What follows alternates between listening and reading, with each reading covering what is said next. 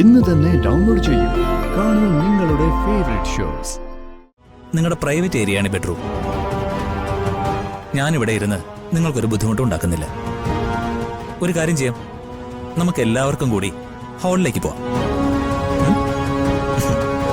വെറുതെ മിണ്ടിയും പറഞ്ഞിരിക്കാലോ. സഹോദരനെ രക്ഷിക്കാൻ അർച്ചന പലതും പറയും. അതൊക്കെ കേട്ട് സച്ചി എന്നോട് ഇങ്ങനെ ചെയ്യാമോ? സച്ചി, ഇപ്പോഴും ഞാൻ പറയുന്നു, ഞാൻ നിങ്ങളെ ആരെ ഉപദ്രവിക്കാൻ വന്നതല്ല. എന്റെ ആവശ്യം ജനുവിനാണ്.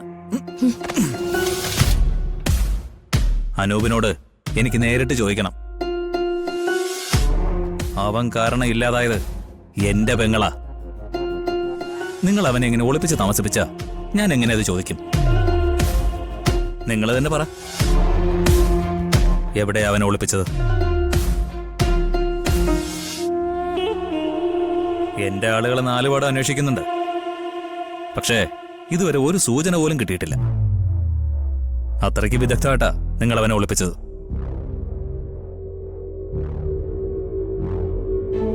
ആ ജഡ്ജിയുടെ വീട്ടിൽ നിന്ന് അവനെ കടത്താൻ അർച്ചന ചെയ്ത പ്ലാനിങ് ഒന്നും പറയാനില്ല. ഗംഭീരം, സൂപ്പർ. അതിനെ അപ്രീഷിയേറ്റ് ചെയ്യാതിരിക്കാൻ വയ്യ.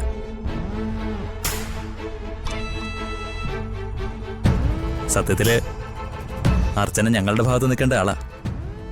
നല്ല ഒന്നാം തരം അധോലോക നായികയാവാൻ അർച്ചനയ്ക്ക് കഴിയും. ഞാനിപ്പോ പോലീസിനെ വിളിക്കും.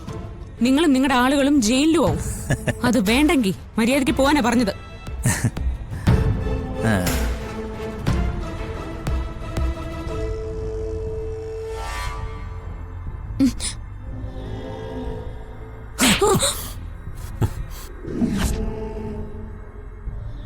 അർച്ചനയ്ക്ക് ഇപ്പോഴും കാര്യം മനസ്സിലായിട്ടില്ല. ഇത് നമ്മൾ തമ്മിൽ സംസാരിച്ചു തീർക്കാവുന്ന പ്രശ്നമേ ഉള്ളൂ. ഇതിൽ പോലീസിനെ എന്തിനാ ഇടപെടുത്തുന്നേ? അല്ല, വിളിച്ചാൽ അവരൊന്നും വരാൻ പോകുന്നില്ല. എല്ലാവരെയും ഞാൻ വേണ്ടതുപോലെ കണ്ടിട്ടുണ്ട്. നിങ്ങളൊരു വാക്ക് പറഞ്ഞാൽ മതി, ഈ ബുദ്ധിമുട്ടൊക്കെ ഇപ്പോൾ ഒഴിവാക്കാം. അനൂപിനെ നിങ്ങൾ തന്നെ ഇവിടെ എത്തിക്കും. എത്രത്തോളം അതിന് താമസം വരുത്തുന്നോ അത്രത്തോളം നിങ്ങൾക്ക് ബുദ്ധിമുട്ടാവും. ആ, നമുക്കൊരു കാര്യം ചെയ്യാം. അർച്ചനയുടെ ഫോണിൽ നിന്ന് നമുക്ക് അനൂപിനെ വിളിക്കാം. വിളിക്കേ തമ്പാനെ.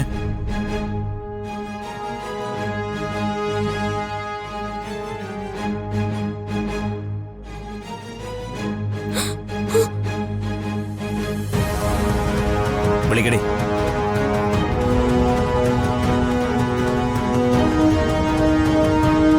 വിളിക്കാൻ.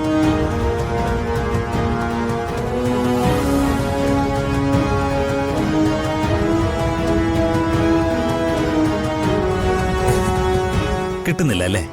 ആ, വഴിയുണ്ട്. തമ്പാനെ അണ്ണാ, ഈ ഫോണെല്ലാം കൂടി ഒരുമിച്ച് വെച്ചേക്ക്. ഇല്ലെങ്കിൽ അർച്ചന എന്തെങ്കിലും അബദ്ധം കാണിക്കും. ഇതിന്ന് അനൂപിന്റെ നമ്പർ എടുത്ത് ലൊക്കേഷൻ ട്രേസ് ചെയ്യാൻ പറ. ശരിയാണ്. നിങ്ങളുടെ പ്രൈവറ്റ് ഏരിയയാണ് ബെഡ്റൂം. ഞാനിവിടെ ഇരുന്ന് നിങ്ങൾക്കൊരു ബുദ്ധിമുട്ടും ഉണ്ടാക്കുന്നില്ല. ഒരു കാര്യം ചെയ്യാം, നമുക്ക് എല്ലാവർക്കും കൂടി ഹാളിലേക്ക് പോവാം. വെറുതെ മിണ്ടിയും പറഞ്ഞിരിക്കാലോ.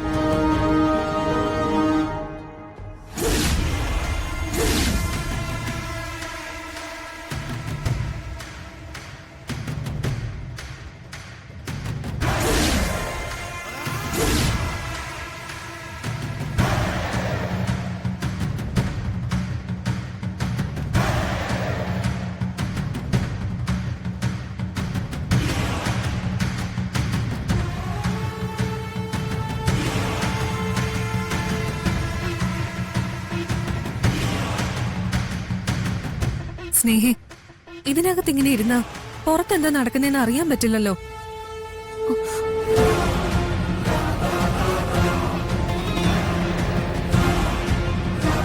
ആ ഗുണ്ടകള് വാതൊക്കെ തന്നെ നിൽക്കുക. കുഞ്ഞിന് കുറുക്കുണ്ടാക്കി കൊടുക്കണം. വിശന്നിട്ട് ഇവര് കരയുന്നേ. ഓ, കരയല്ലേ? ഇനിയിപ്പോ എന്ത് ചെയ്യും? എനിക്കൊന്നും അറിയില്ല. പക്ഷെ എന്തെങ്കിലും ചെയ്തേ പറ്റൂ. വാ വാ. ഓ ഓ ഓ ഓ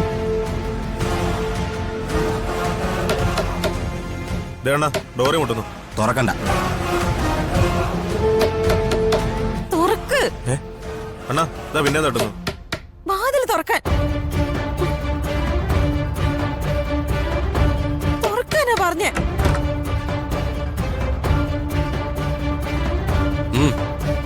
എന്താ എന്ത് വേണം? എനിക്ക് അടുക്കളയിൽ വരെ പോണം. പറ്റില്ല. മക്കൾക്ക് വിശക്കുന്നുണ്ട്. അവർക്ക് ഭക്ഷണം ഉണ്ടാക്കി കൊടുക്കണം. വിശക്കുന്നെങ്കിലേ പാല് കൊടുക്കണം. ആരെയും പുറത്തേക്ക് വിടരുതെന്നാ അണ്ണന്റെ ഉത്തരവ്. ഏതണ്ണൻ? ആ, എനിക്കതൊന്നും അറിയേണ്ട കാര്യമില്ല. കുഞ്ഞുങ്ങൾ കരയുന്ന കേട്ടില്ലേ?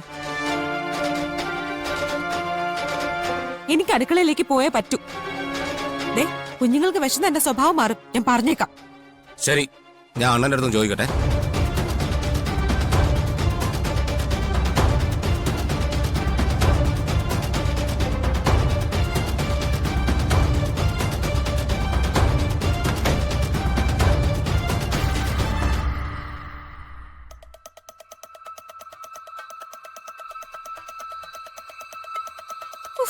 എന്തൊരവസ്ഥയാ ഇത്?